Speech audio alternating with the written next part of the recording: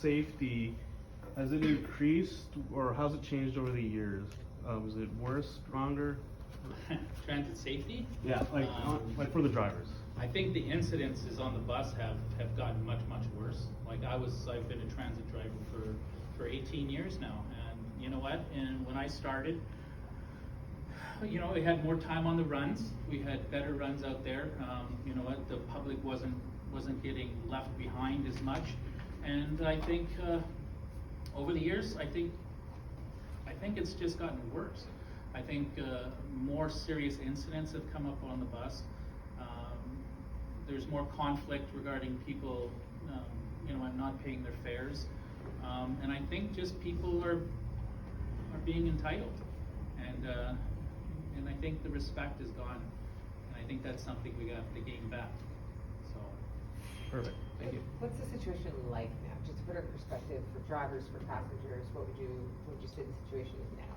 oh, over the last 2 years since all this has started too, it's been horrible.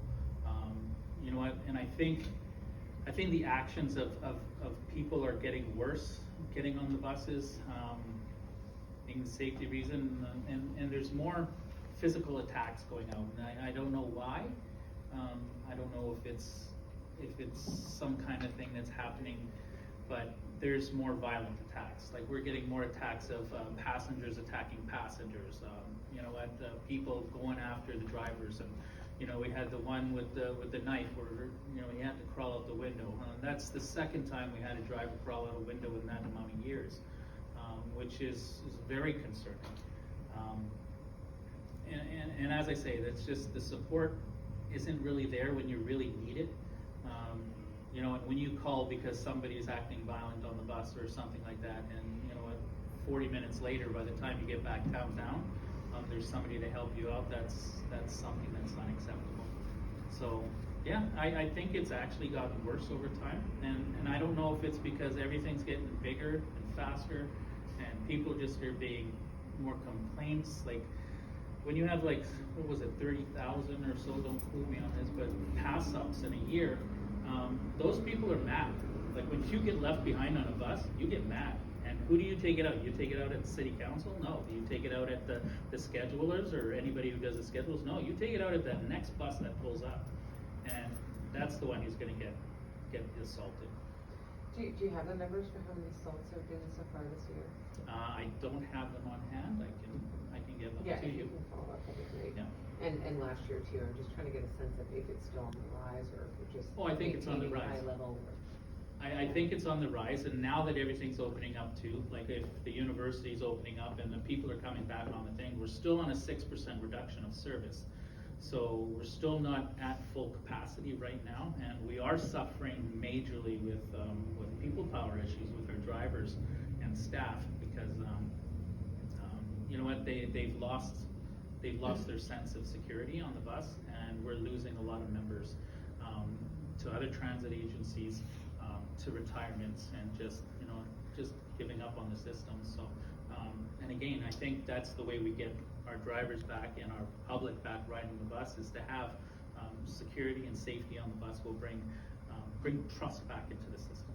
Is there a shortage of drivers? Oh yes, we have a shortage of drivers. I think we're still 150 short. 150 short. Yeah. And how many do you need in total? The full complement, I think, is around 900 and something. I can get you those numbers as Okay. well, Joanne. Okay. So, but we are still short of drivers, and as I say, the morale is down. And again, our drivers constantly hear of all these issues coming. We constantly hear, you know, Facebook is now widespread, and we have 600 to 800 drivers that are actually on social media who follow all the things that are happening. So they hear about this, right? And I hate to say it, but you know what? They're losing trust in the system as well, and that's something that needs to be addressed. I just want to add one thing, Jen. No one's imagining that, well, these are all important things to deal with immediate safety issues and make the situation better quickly. As one of the operators I talked to said, you know, the conditions of some of the people who are banned from the bus, who come back, the number of people they see that they said are, their words were survival mode, it's one of the major contributors to the conditions. Sometimes it's not. You know, I think we were just talking about an incident that probably had very little to do with that, was just of male violence against a woman that happens. So there's a lot of reasons. But one of the things that will link to this that we're going to be talking a lot about in the coming weeks is homelessness, addictions, health, and how do we make sure that we're actually doing response. I worked in community health for years. I spent about 10 years doing street outreach work in this very neighborhood with kids in crisis. I foster parented kids that were involved in these sex trades or involved with drugs. I ran needle exchange programs. So I am not naive, nor do I not have an ear for how serious that is. And when we're talking about loss of capacity, the capacity to take care of people in crisis on the streets is diminished from what it was years ago when I did this work on the front lines of AIDS. So we have to deal with that as an important underlying issue here. ATUs are very aware of that. Certainly the transit operators are more attuned to that because they see it more frequently than most of us do. But that's going to be another big part of the strategy, but that will be in a separate policy announcement because it deals with a number of other issues and it's really focused more on the well-being of human beings than it is just on security. It's about how do we get people being well again in a city that has too many people at crisis, and that's absolutely morally and fundamentally unacceptable. Okay, thank you very much for coming out. Appreciate it. Yeah. Thank you. And hope you don't have to do too many of these.